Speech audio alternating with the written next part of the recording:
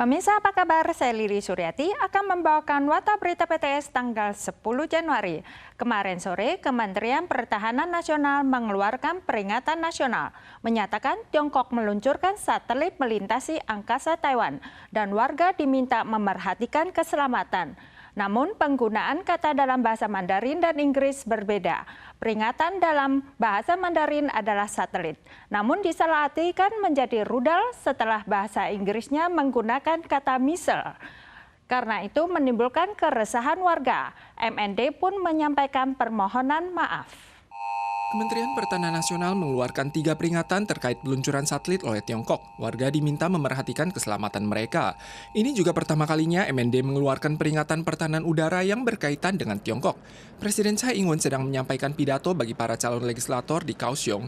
Beliau juga berharap agar warga yang hadir tidak cemas karena ini bukan rudal.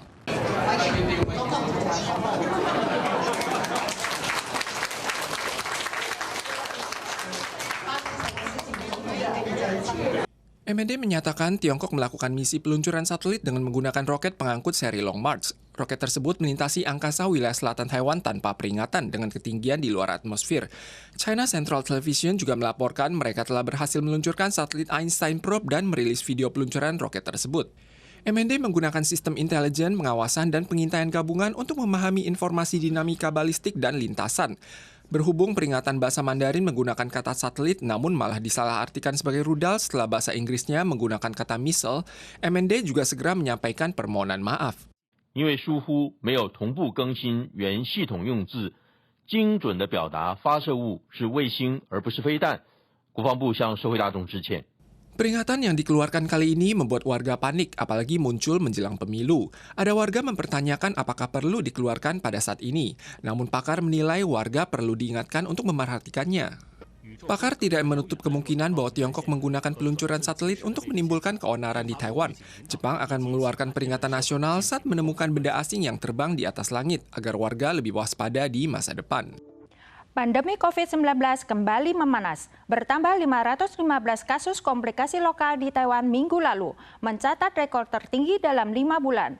Pusat Pengendalian Penyakit memprediksi COVID-19 dan flu akan mencapai titik kulminasi sepekan menjelang Imlek. Pada saat itu, jumlah kasus positif diperkirakan menembus 15.000 kasus per hari. Vaksinasi Novavax XBB 15 diluncurkan tanggal 9 kemarin, memberikan tambahan pilihan jenis vaksin untuk warga berusia di atas 12 tahun. CDC mengumumkan bertambahnya 515 kasus komplikasi lokal pada minggu lalu, mencatat rekor tertinggi dalam 5 minggu. Sejumlah 48 kasus kematian juga tercatat pekan lalu, tertinggi dalam 4 minggu terakhir.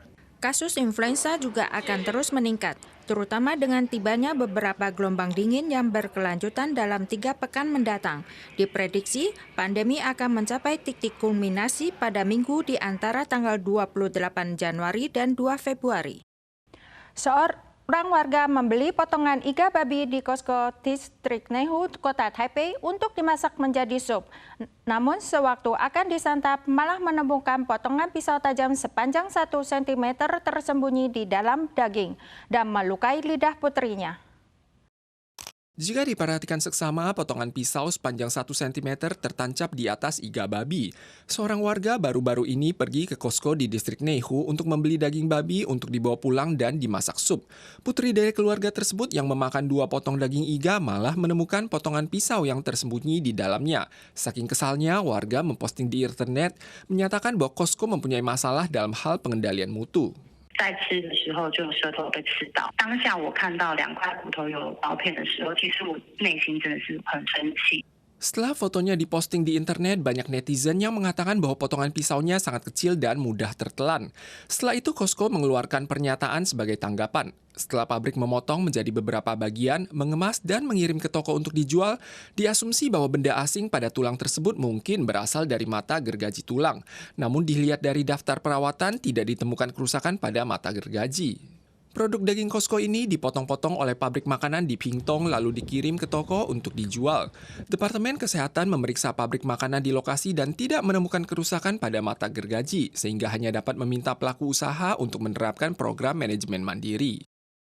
Stroberi produk Jepang menjadi buah wajib dibeli oleh pecinta kuliner di musim dingin.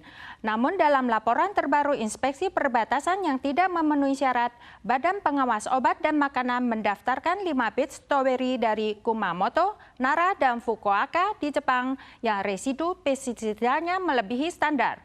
Impornya pun dilarang selama 1 bulan. Pada tanggal 9, Badan Pengawas Obat dan Makanan mengumumkan daftar Inspeksi Perbatasan. Menemukan 5 bit stroberi asal Jepang mengandung residu pestisida melebihi standar.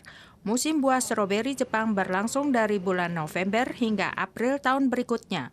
Pada musim lalu terdapat 26 bits yang tidak memenuhi syarat. Skala pelanggaran relatif tinggi. Dokter menganjurkan mencuci stroberi dengan air yang sedang mengalir selama 10-15 menit. Setelah itu disikat dengan sikat bulu halus untuk mengurangi residu pestisida. Parlemen Korea Selatan meloloskan UU terkait konsumsi dan penjualan daging anjing kemarin. Walau beberapa daerah di Indonesia telah lama melarangnya, jutaan anjing tetap tak luput menjadi santapan setiap tahunnya. Baru-baru ini, polisi Kota Semarang menemukan lebih dari 200 ekor anjing yang diikat dengan berbagai cara di tengah pengirimannya ke rumah jagal hewan.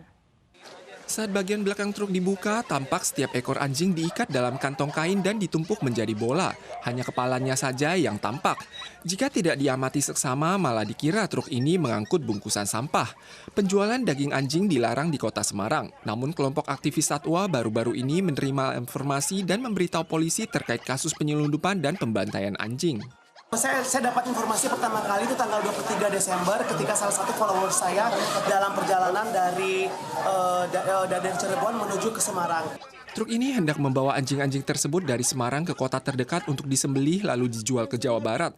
Untunglah mereka dicegat tepat pada waktunya. Saat itu sedang hujan dan semua anjing yang terikat pun basah kuyup. Namun baru malam hari ini bisa kita gagalkan pengiriman 226 ekor. Kelima tersangka akan didakwa sesuai UU Kesejahteraan Hewan dan dapat dihukum hingga 5 tahun penjara.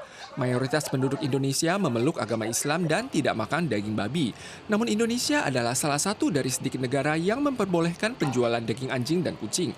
Jutaan anjing dimakan setiap tahunnya. Lewat upaya kelompok aktivis satwa, perdagangan daging anjing telah dilarang di beberapa daerah di Indonesia. Namun penyembelihan secara ilegal masih merajalela. Para pemirsa sekalian, sekian Warta Berita dari PTS. Kita soal lagi di lain kesempatan. Sampai jumpa.